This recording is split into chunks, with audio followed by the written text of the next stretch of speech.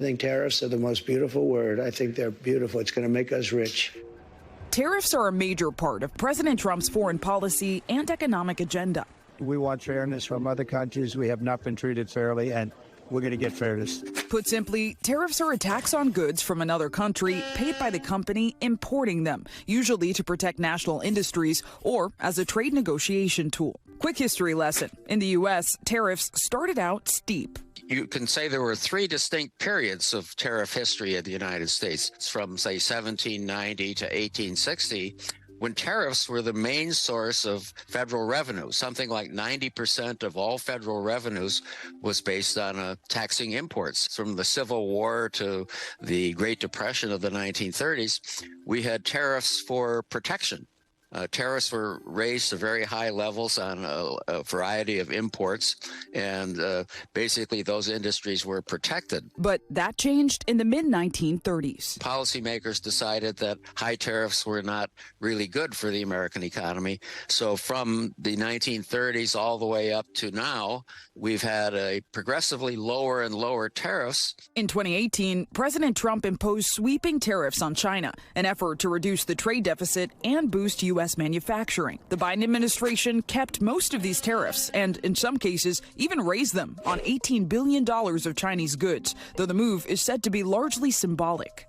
The 2018 tariffs do appear, as best economists can judge things, to have raised the price level by 1% to 2%. Larry Summers is former U.S. Treasury Secretary under Democratic President Bill Clinton. He says the tariffs were not effective. The evidence is that they made a small contribution to inflation. Tariffs tend to make the people in the countries who impose them poorer because they raise the price of what they buy, and that makes paychecks go less far. But others, like Orrin Cass, chief economist at conservative think tank American Compass, say tariffs ultimately benefit the economy. What we saw in 2018 when President Trump first imposed a lot of tariffs was there were some places where there was an effect on prices. A lot of times that was short-lived. When we do collect tariffs, if people do have to pay more, that's tax revenue that goes to the government. So we can use that to reduce other taxes.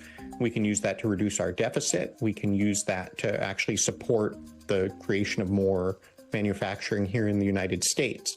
While the efficacy of tariffs is still widely debated, their international reach is indisputable. After President Trump's tariffs on China in 2018, the country retaliated with tariffs of its own on U.S. goods.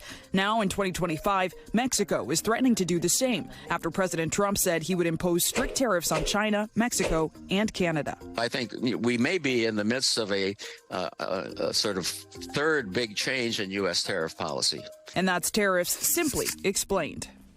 Thanks for watching. Stay updated about breaking news and top stories on the NBC News app or follow us on social media.